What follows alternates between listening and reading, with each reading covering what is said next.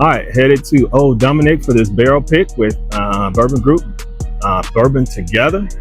Got my man, Lee. We're gonna go in here, see what we can do. Hope we're able to pick out a good barrel, meet a lot of other great guys, and do a lot of drinking. All right, see y'all in a bit. You see some of the members for Bourbon Together.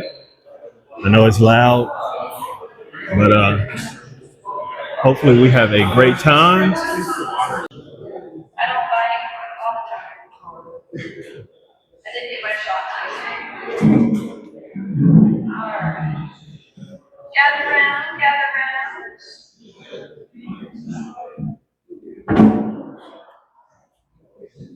Make sure I got it.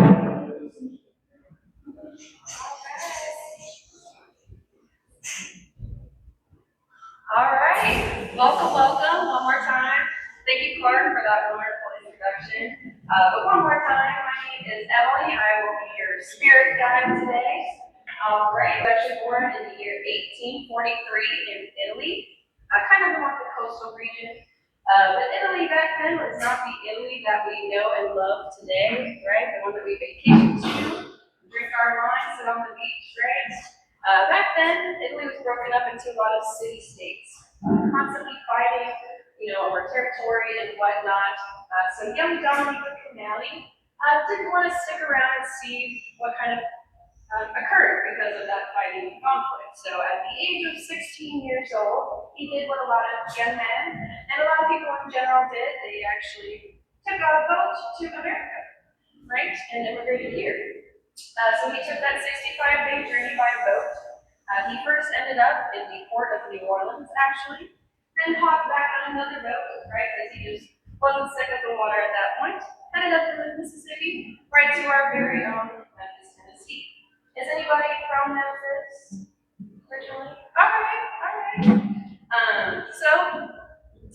As you know, Memphis is kind of a growing destination back in the day. It wasn't like a very familiar stop for a lot of people, but for Dominick Canale, he actually had family here. So when he was just a child, maybe his uncles actually came here as well by boat and actually started their very own business in town, right? They wanted to live that American dream. So what they did is started their very own kind of grocery cart business, if you will. So they had these horse-drawn carriages that would sell everything from exotic fruit, exotic spices, even some wine that they could get from Italy, right? So people loved that sort of thing. So they made good names for themselves. And when Dominick Canale came here as a young boy and met up with them, he decided to learn everything he could about the business side of things as well. So, when we flash forward to 1866, after learning everything he could from his family, he decides to come up with his very own company. And he names that Canale and Co. Right? So he had very similar beginnings. He did the groceries, did a little distribution, super popular around that point in time. So, play jugs, things like that. He would bottle that, put his logo on it, and start selling it to the public. And you can kind of see some of those bottles, some of those artifacts up here if you wanted to take a look. So, being Memphis, having that bad boy reputation, right, that we all know and love, alcohol was definitely kind of the business that people wanted to be in. How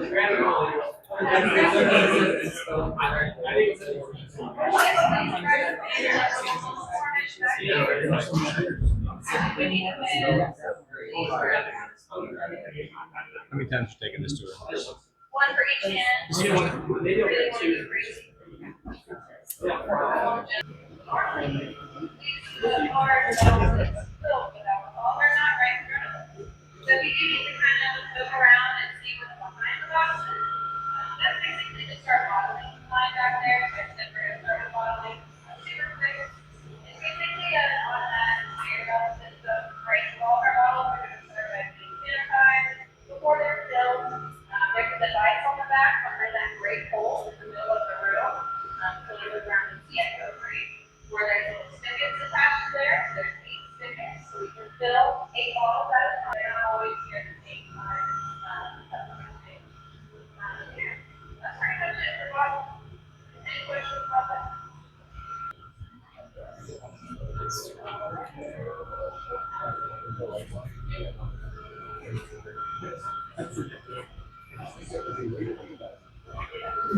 There with my man Pali. You ready to drink, Pali? Yeah, wait. So we do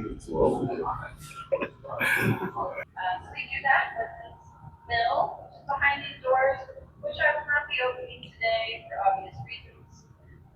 But essentially, it's just a mill, breaks down the pieces physically. But typically, all of our mashes are going to have our malted barley, right? So the malted barley, you might heat it up in the mash cooker, which is the next step after the mill. There's an enzyme in the malted barley that will help break down those grains even further, chemical means, and that just gets it ready for fermentation. Good question. Any other questions? So when the grains are done in the mill, they will be sent through these pipes above us to the mash cooker. They will be layered with our nice Memphis water, and then that whole concoction will be heated up and cooled down over a period of several hours. Right?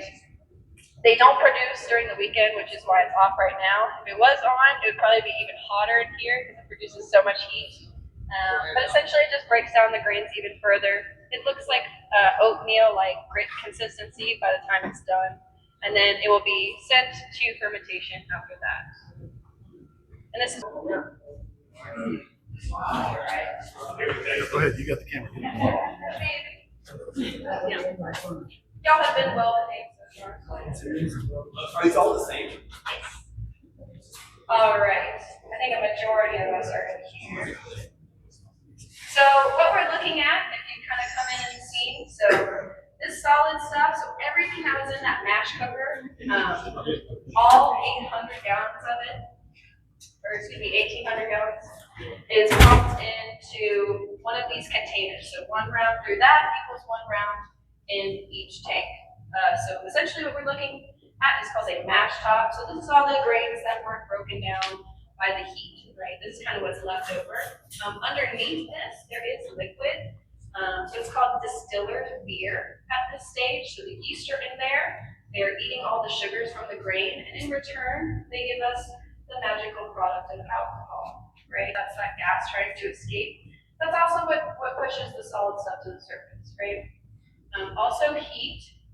You can feel some natural heat occurring. If you want to wave your hand over it, you may. How long is it in the state? So anywhere from about 3 to 6 days. So these are very closely monitored. They've got sensors attached to them. So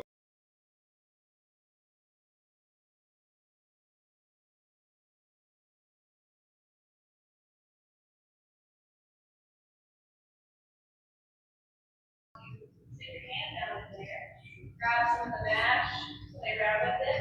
You can taste the mash if you like. You can dig down deep enough, you can get liquid, sticky wood, like that. Experiment a little bit. So here we have one that's working on. This one probably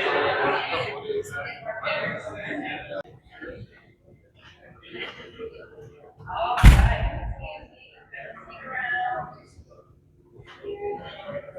Yes, I have water over here, more hands. That's all that matters, right? So, after the fermentation process, which roughly lasts about a week or so, anywhere from that 3 to 6 day period, everything will get pumped into this room here. So this is distillation. So 2 of those containers, 2 of those tanks in fermentation, both 1,800 gallons apiece, will get sent to the beer well behind me, that big silver container. It's just kind of a stop along the way to storage, right? To hold things like a whole thing. Everything will be pumped in from the pipes through the column still right here. So it's very tall, clarinet-like looking structure, right? You've been to another distillery, I'm sure you guys have seen one before. It does 2 jobs for us, which are very important. One, right, it's going to filter out the solid mash that we saw, right, floating on the top there when we were in the other room. And that will do that. I'm sure you saw the little windows. There are little plates that run there, kind of zigzag. So when the steam, which also does the other job for us, shoots up from the bottom to the top, that's when the solid's going to be separated, right? Because we don't want, solid stuff floating around in our bourbon bottles. That would be kind of weird. We do like to recycle the mash, however, right? We live in a city where barbecue is well known, so we like to donate it to local farmers. All right. So, how did you feel about the first one? The first one was really good. The aroma of it is a very sweet note coming through my nose.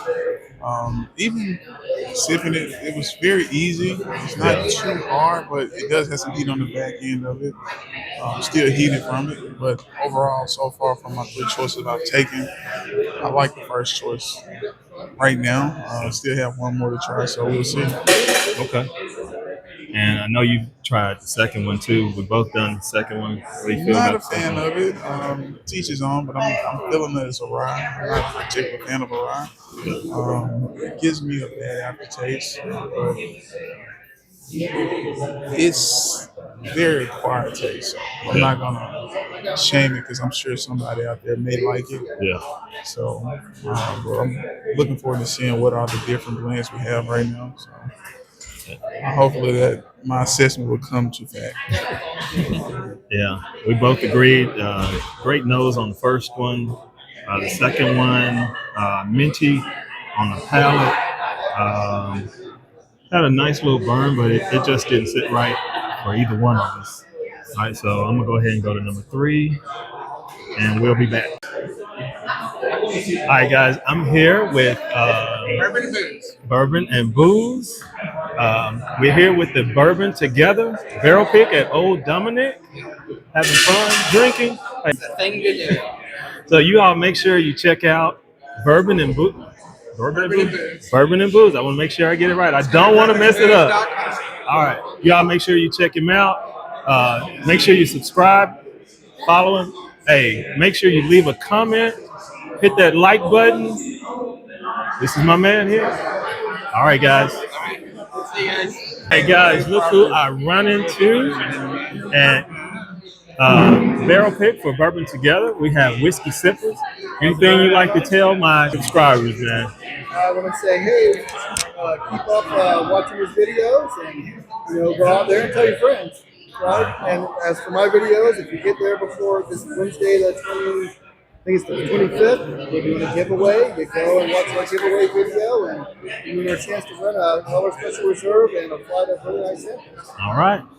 So y'all make sure you subscribe to Whiskey Sippers. Make sure you hit that like button, leave a comment, watch his videos. All right, guys. Thank you all. Remember, the best sipper of whiskey. All right.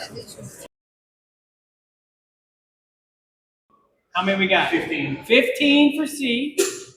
All right, it's gonna be tail of the tape here. All right. While he's counting that up, so C with 15 votes. C is an Old Dominick high rye bourbon barrel. It is 123.11 proof. It is 6 years and 8 months. So it's one of our older bourbon barrels. It's going to be the first round of bourbon that we started to make. I'm sorry, what was the proof on that? 123.11. Oh, which one? The sample C was 123.11, and it was an Old Dominick high rye bourbon barrel. Caleb's gonna give the count on sample D. 14. 14. One off. One off. So that makes C our winner. So if you had C, You want to know the